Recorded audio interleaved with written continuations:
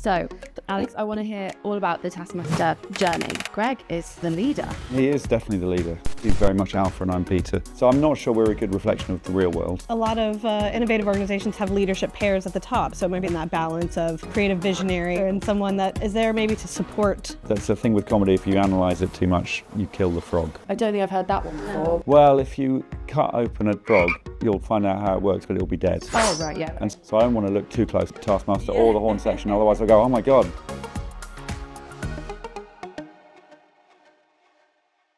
Welcome to Lead Out Loud, the podcast from Warwick Business School.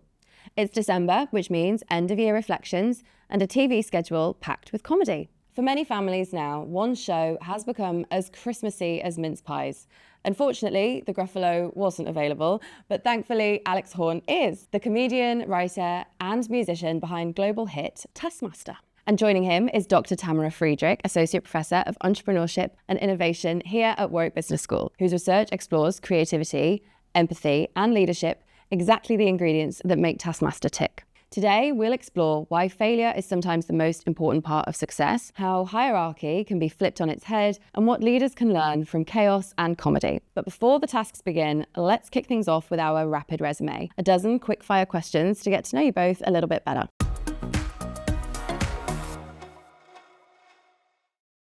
Tea or coffee? Coffee. Tea. Emails or phone calls? Emails. Yeah. Emails, gotta be. Working from home or in the office? From home. Yeah, I don't have an office. Standing desk or sitting? Both.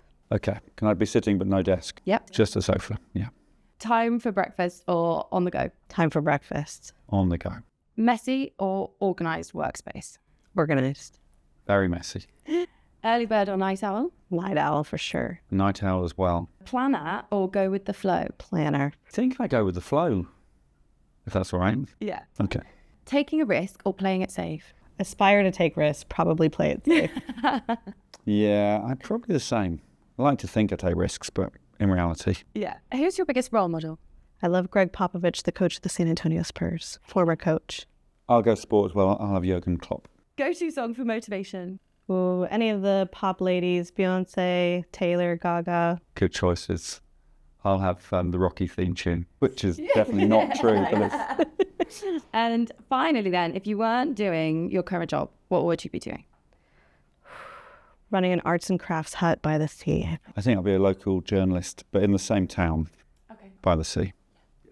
Good. So, Alex, I want to hear all about the Taskmaster journey so how it began and where it began. So this podcast is about leadership. And so for people who may have just kind of dipped in and out or be half aware, it's presented very much as though Greg is the leader and Taskmaster. But it was your idea. Yeah, that's interesting. I mean, he is definitely the leader. Both, you know, personality-wise, he's very much alpha and I'm beta.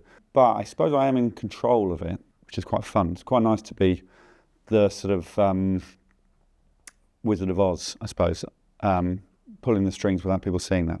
So, yeah, I think you can have a lot of power without looking like you do. Not that I think I've got any real power, you know, it's all nonsense. But that was a deliberate thing because he has the weight of the show on his shoulders, which means I can control the moving parts without having to host. So there was some deliberation, some deliberate choices there. Yeah. And so where did the idea come from in the first place then? Okay, so I used to be a stand-up comedian for many years. And when I was 30, we had our first kid. And as a sort of panic, I came up with quite a few ideas for the next Edinburgh Festival. I was doing all right, but not particularly well. So I started two things. I started my band that same year, and also this idea that a challenge show. So for 1 year, I set a task every month to 20 friends of mine who were comedians. And the first one was put the most amount of money in my bank account, most money wins, and that paid for the year. And at the end of the year, at the Edinburgh Festival, we presented this sort of show of what they did. And that was meant to be that, but it was clearly something in that the comedians were funny and competitive, and it was silly. So we did it again the following year, and then we started pitching it as a TV show with Greg as a host. So it was an accidental idea, I suppose. That's kind of spiraled, right? Yeah. I was reading up about, because obviously this is our Christmas episode, and I saw how quickly the advent calendars sold out and how you've got 2 episodes going out over Christmas this year. So it's become a bit of a phenomenon, right? Yeah, it's quite odd. None of it's planned, but it's just kind of, In telly at the moment particularly, you're just grateful for any commission because there's not that many things being made. So we go year by year and hope for the best, really. But yeah, things are still going. Yeah. And in your experience, Tamara, where is there a space now for creativity and sort of being silly? Oh, I think being silly is central to being creative. There's lots of great research on playfulness and creativity, but it's really that ethos of playfulness, whether it's actual play or whether just bringing that spirit to the workplace or friendship groups, wherever you're needing to solve problems, giving the people the space for experimentation and what some might see as silly, but actually is quite a clear creative process. And we've spoken a lot, even on this podcast, about how things like the fear of failure and like safety in your surroundings are making people maybe more reserved when it comes from taking chances or maybe out of fear of looking silly, they are less likely to be creative or have those creative ideas. How important is that in an organization? Fear is a creative killer. I mean, if people don't feel like they can be vulnerable by offering an idea, they're not going to. So you need psychologically safe teams. You need a positive climate in an organization because offering an idea is like offering a piece of yourself. It's unique to you. So it's a vulnerable act. You're sharing a part of you with other people. And if you don't trust other people, if you don't feel comfortable around other people, you're not going to do that. And so when thinking about Taskmaster, if someone does particularly badly for whatever reason, and obviously they get very competitive and everyone's still having a laugh at the same time, what are those moments like where someone has kind of epically failed? Well, I think what Tamara said is right in our show as well, and that the comedians have to feel safe. And from the beginning, I think because I'm a comedian, but I'm the producer on it as well, rather than just a telly person, they feel a bit more in safe hands, that they can take risks, and if it doesn't work, it doesn't matter. And it's funny if you do something good, but it's probably funnier if you do something bad. So from the beginning, we've tried to create this place where, yeah, you can muck about, and we're not going to show you in a bad light. We've got the edit, it's not a live TV show. So yeah, we have from the beginning tried to make it fun and positive, and we really pride ourselves that everyone who comes out of it tells other people they've had a good experience. So yeah, I think that's, and actually the more you do it, what we're lucky with is that the audiences now know the show. So the people in the room, the audience in the room are really supportive, and I think everyone just, the person who comes last often wins in terms of the greater result, because people like seeing someone who is high status fail and not be precious about it. And I suppose what they're failing at comes into it as well, right? Because some of the stuff that they are doing is pretty bizarre. It's not something you would need to do every day. And so kind of failing at those out of the ordinary, interesting scenarios and taking those weird approaches goes down really well, right? Yeah, and also we make sure, so I come up with the tasks, but I never come up with something that is inherently embarrassing. So we'd never say, take your clothes off in a public area. It's more, you've got to do something, and if you choose to take your clothes in a public area, that's your choice. So so the audiences do like it if someone's really put themselves out there and comes crashing down. Yeah, but it's all about generating the environment to make it possible.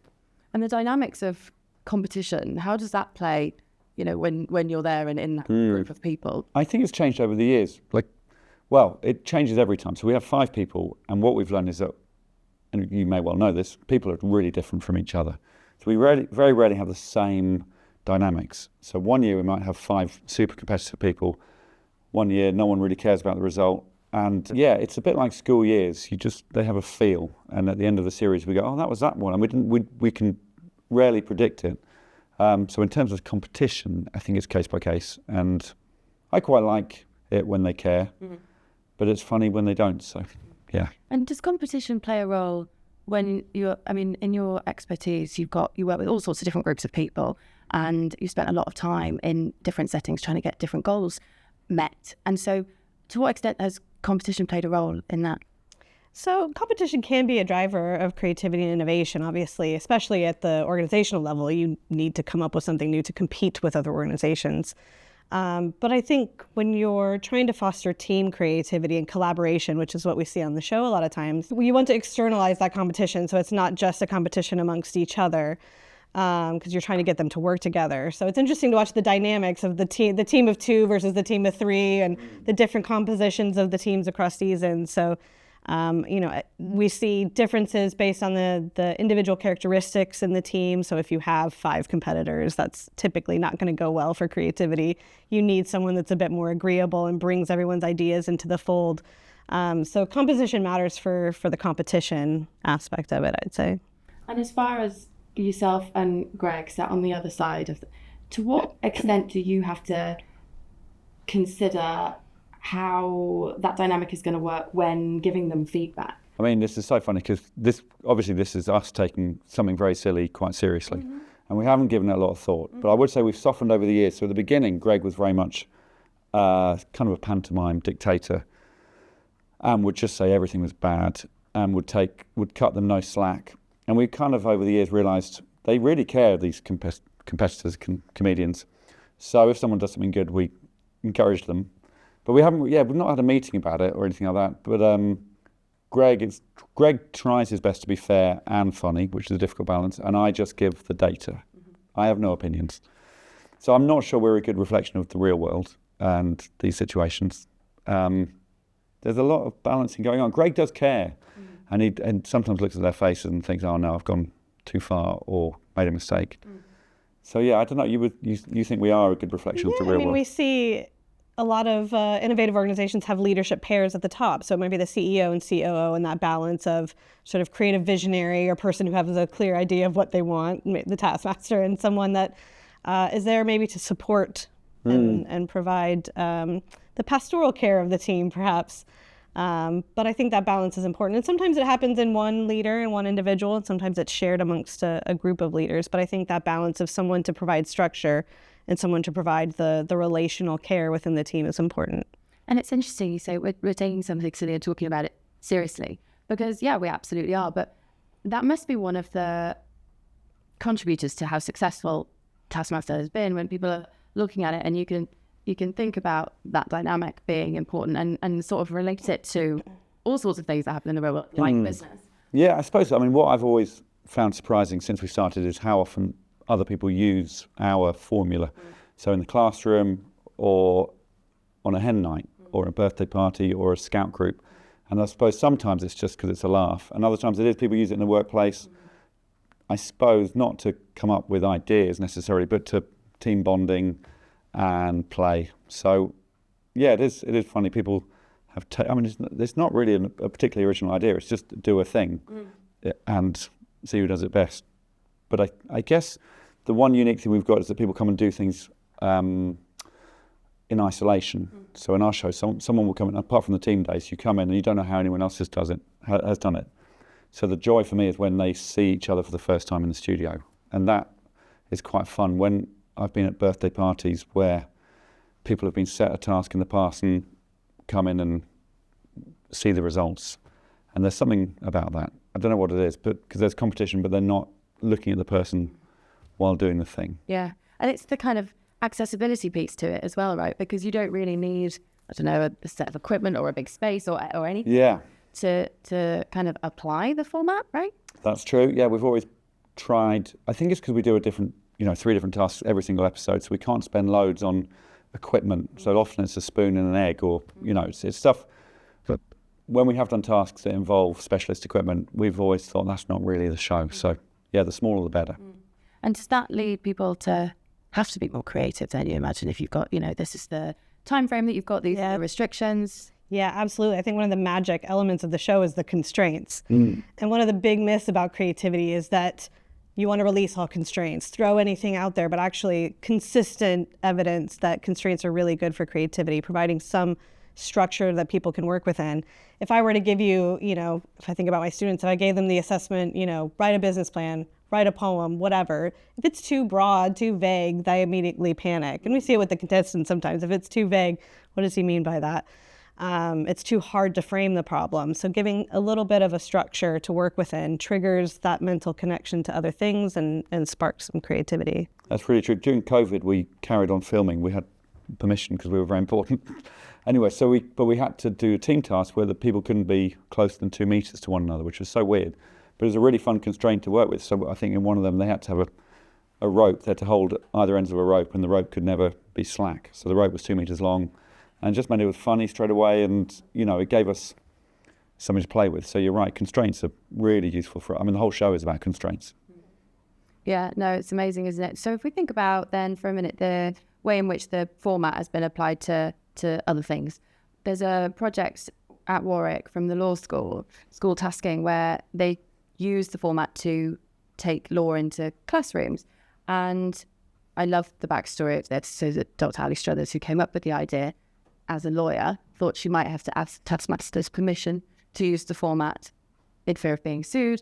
And they really liked it. And you ended up getting involved with it as well, because the joy and the energy of bringing a subject that maybe some kids might not come into contact with until far later into primary schools. What's it been like working on that project? Yeah, it's really interesting. So Dr. Ali Struthers is very persuasive and also has a lot of energy, far more than me. And because Taskmaster's sort of grown, I've got better at not necessarily delegating, but sharing the work with people who are good. And she's one of them. So I did some tasks in my kids' primary school years ago, and I saw that the kids really thrived with it. And quite often the quieter kids came out of their shells and there was teamwork, etc. So as soon as she suggested it, I thought, oh, great, if she can do that, I don't have to. And then she said, but could you also do some things with us? So we do this big event here every year where we have hundreds of kids performing in front of thousands of kids. And again, they're not confident at the beginning, but they grow into the confidence because we give them these things to do, and they don't have to be the sportiest kid or even the funniest or the loudest, but they can be the sneakiest, or there's always something for someone. So yeah, I did jump at it, and then ever since I get quite a lot of emails from Ali, and but she knows that I'm quite busy. So yeah, she's a good juggler of time. That's a lovely way of putting it. So because your work, Tamara, you're also really involved with the widening participation and foundation year students in WBS. Yeah. Where is the confidence, creativity space for them in your experience? And I know we had a day this year, didn't we, where we were trying to, get everybody up on their feet a little bit and to have some more kind of confidence in those spaces. What role can creativity and encouragement play in that confidence space and from early on? Yeah, so I love what Alex just said of there's a spot for everyone and a place that they can find themselves in the team. So a lot of what we do is helping them figure out their strengths during the foundation year. They have a year before they start in year one to really find their strengths, find out where they fit. And for some of them, that might be seeing themselves in the creative process as idea generators or the people that implement, but helping them understand where their strengths are from that regard. I think where we also do a lot of work is on identity, and this is true of our widening participation students, but also students more widely, of helping them see themselves as creative is often step one. So yes, we want to build their creative skills. It's more important for employability these days. But if you don't see yourself as creative, you're not going to approach a task in that way. So I do a lot of work with them in my module with them to help boost that creative identity and give them hopefully a leg up when they move into year one with the rest of the cohort. And would you say, or have you noticed the way in which education is and how it doesn't necessarily encourage creativity as much as it has done or maybe should? Does that kind of maybe change people's experiences? Yeah, so as my kids have entered the British education system, so I'm from the US, and learning how the system works, I think there are some barriers to building creativity in the classroom in the younger years. Not the very young years, it's all about play and quite good for creativity. But as you move up through the years, it becomes quite sort of rote learning, memorization of facts, one clear answer that you're working towards, not a lot of teamwork. So when they come to us at uni, helping them see that there's multiple possible answers, multiple possible ways to approach a problem, that the ambiguity of a question is okay, don't panic, and how to work in teams to draw on each other's strengths. So I think, it's quite important that I think we start, and more groups and organizations, social enterprises are looking at how we infuse creativity in schools more. But I think it's important, especially as we transition them up into uni, that we build those skills. And it's interesting when you were just talking about the way that it changes as you get through school, and it's all really kind of focused on play until it's not. And that not part is exactly where I think people start to understand the concept of embarrassment. And so maybe that's where the, I don't know, reluctance to try new things starts. Yeah, so I think, there is a misconception that creativity is for kids because that's when you can play, and that gets beaten out of you as you get older, that you can't experiment and be playful, which we know that you can, as the show rightly shows us. But I think it is that self-consciousness that kicks in. There's neurological studies of creativity that when that part of your brain, that self-consciousness part fires up, your creativity goes down. So helping people feel like we don't have to be self-conscious. Again, going back to that psychological safety and trust issue, that's when maybe that part of your brain doesn't fire up and you can be creative. I don't know much about education, but I do have 3 kids who have, gone through it or going through it. And I think what I see is that when it's a class of 30 kids, if you're shy, you're not going to put your hand up, or you're not going to risk putting an idea in. So I've got one kid who's now doing A-levels, and he's in a class of 8 doing business, and he's suddenly a different person because they have to be in little teams coming up with ideas and things, and he's really enjoying it. But I think when GCSE is, like you say, it's all about just getting the right answers, just remembering the stuff, and he's so much more enjoying this side of it. So I don't know how you get that when you're doing subjects like science that people don't necessarily enjoy. Obviously some people do. When it's just facts, and there was no play. And 30 kids with one teacher at the front. That's the other thing for me. It's about, all of this, there's so much to support how beneficial it is in so many ways, but the practicalities of being able to achieve it in that way. So it's at that point, isn't it, that Ali and school tasking and whatever go into that space towards the end of primary school and say, let's do something funny and accidentally learn a little bit about law in this case in the meantime. When we're talking about that kind of failure and looking a bit silly and that being okay, do you think because it's comedians that are on Taskmaster, that bit's a bit easier? They do have to put their dignity out the door. They need to say goodbye to that. And not all comedians do that very often. So you're actually in full control when you're a stand-up comedian because you've got an audience who might shout, but you've done this thousands of times before. You're completely in charge and you've got your persona, whereas in the show, you're kind of stripped bare a bit because they don't know what's coming. We really don't script anything and they haven't got a clue. So it is a test of them. I was going to say something. I think what they also have to do, which is unusual, is deal with someone telling them they haven't done well, which is quite interesting with comics. But then when you do it in the classroom, that's really interesting. We've had to see a lot of kids being told they've come last and only one kid wins. And I've seen how resilient kids are, much more than you think. And obviously there's a slight culture of everyone, we shouldn't have winners and everyone should get a prize. Whereas we really enjoy, when I've done stuff in classrooms, treating them a little bit like grown-ups and just saying, that was really bad, that was really good, you're the winner. And kids never mind. I mean, maybe it's because it's silly and fun and it doesn't really matter. But I think there's something about everybody wins culture. And tackling it head on and just saying, no, that was rubbish. And they laugh at it if you do it in the right way. So there might be something in teaching them that failure is fine. And how you communicate that. Because I mean, I agree. I've got cousins who are quite a lot younger than me. And I remember when my little cousin, she got her first dancing medal and I was dancer growing up. So we had and I was so excited for her and she couldn't care less. And she was 8 and was like, and I was like, this is so, but they all got one. And so she said, yeah, everybody. And I thought, oh, okay. And so it's not like, okay, it might be difficult to say you lost or you didn't do so well as everybody else, but it also takes away that kind of pride and the motivation. It's a tricky balance, isn't it? I do get that if the same person wins the prize every year, that's not healthy. No. But maybe that's where Taskmaster is quite useful because it doesn't just reward the fastest or the cleverest. But when we did junior Taskmasters, so that was with kids, and we had a psychologist with us to make sure the kids were mentally resilient enough to cope with being told they were rubbish.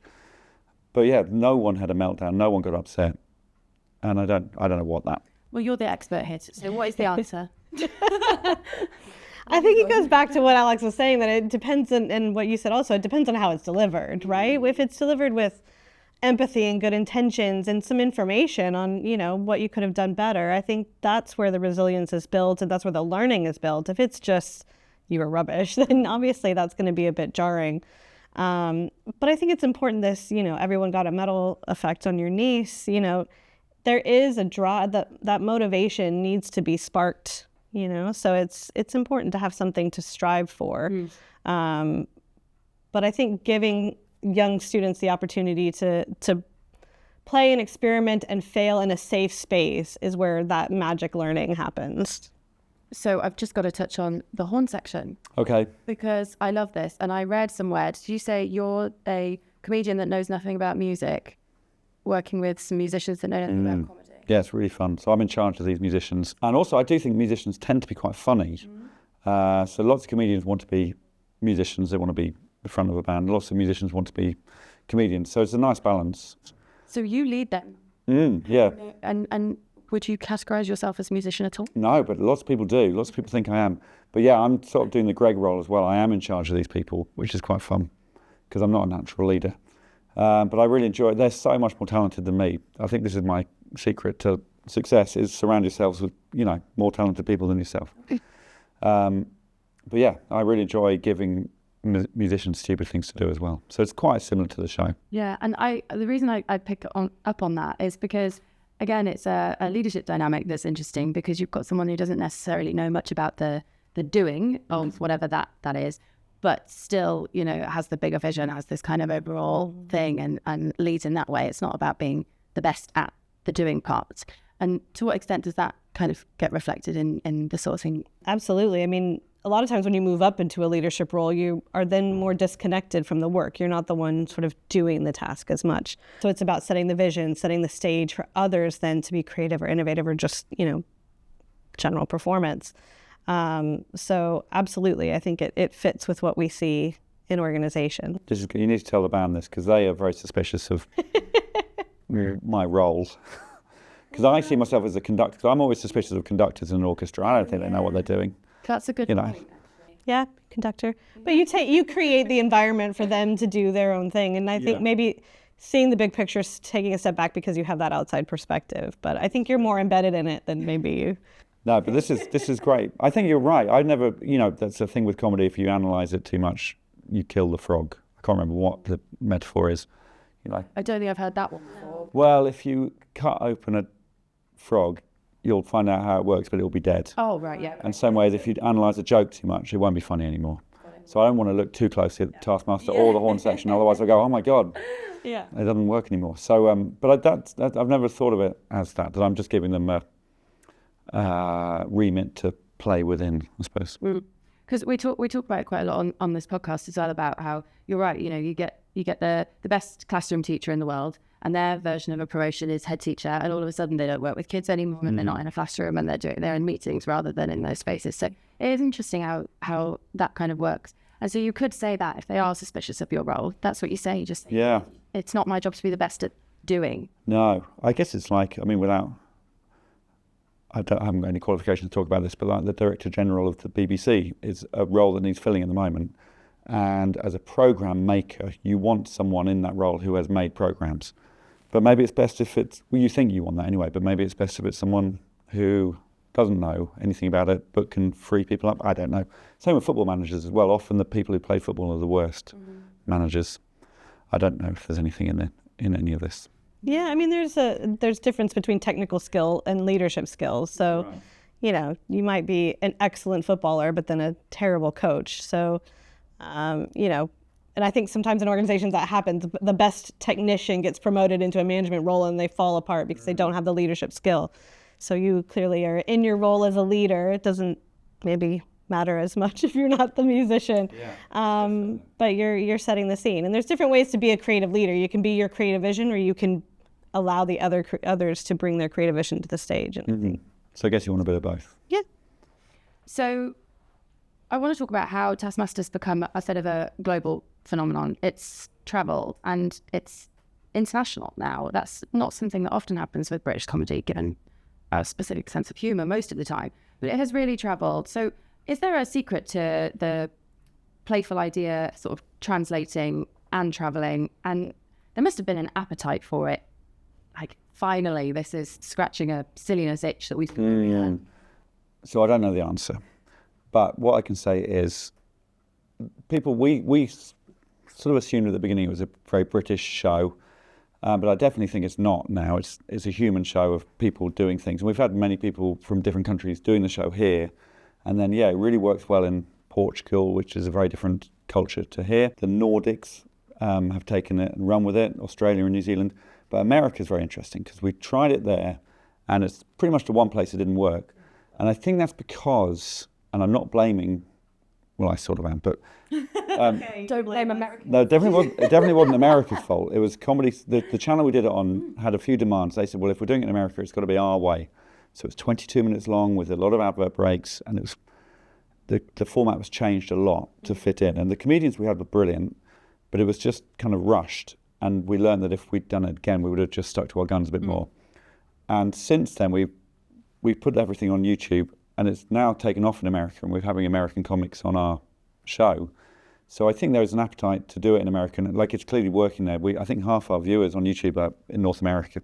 So it's definitely not a British show, but it's something about not compromising, but also allowing a country to do it their own way a bit. So in Portugal, it's 2 hours long on a Saturday night, and it's a sort of different show. It's a bit more show busy. So yeah, it's giving people a bit of slack, but not too much.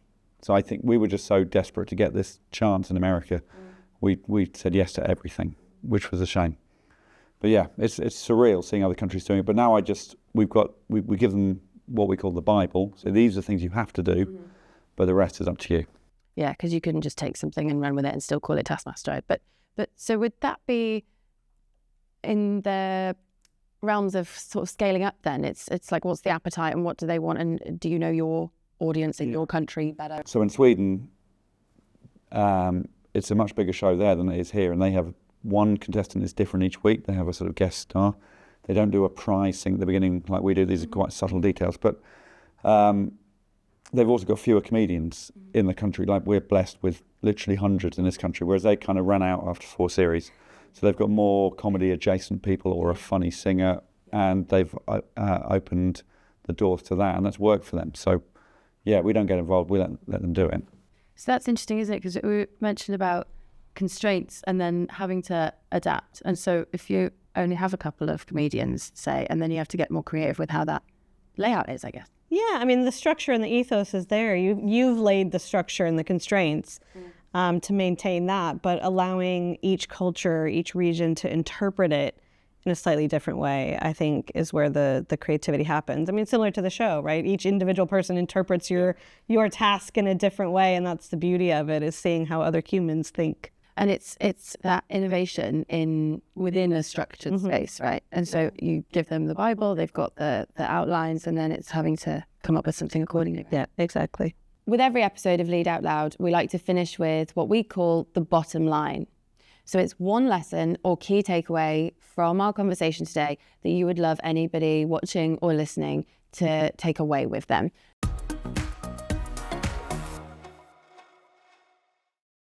Do you want to go first, or shall I go first, Tamara?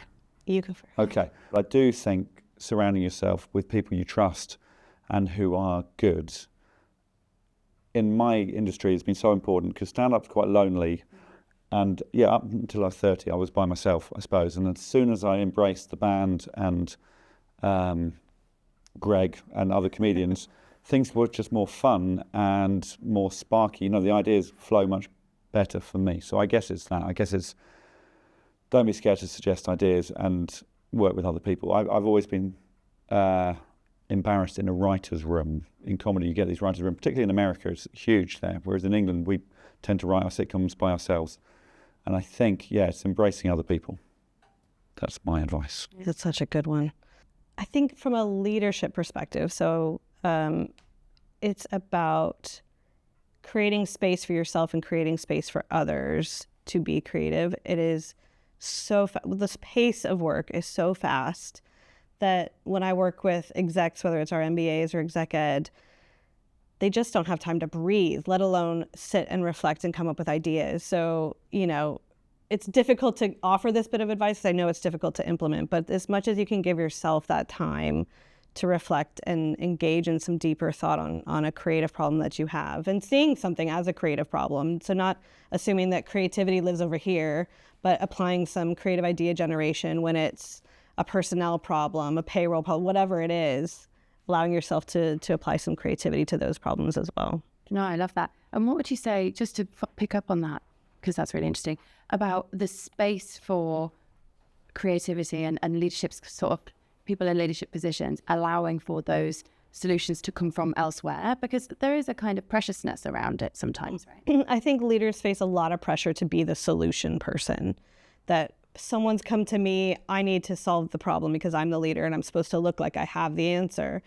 But one of the exercises I do with my students is sort of a pause and listen and work through the problem with the person bringing you the problem. So they have to actively resist immediately offering a solution, pulling something off their mental shelf and saying, this is how I would do it, and say, okay, where did this problem start? What are the different pieces of it? Even drawing, mapping out the problem. And it sounds so obvious, but after the exercise, they're like, it was so hard to not say what I think they should do, because you're pressured to have the answer. Great. Thank you so much for both of your time today. I've loved our chat. Me too. Thanks, Coron. Nice to meet you, Tamara. Nice to meet you.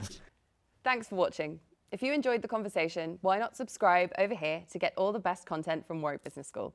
And don't forget to catch up on every episode of Lead Out Loud over here.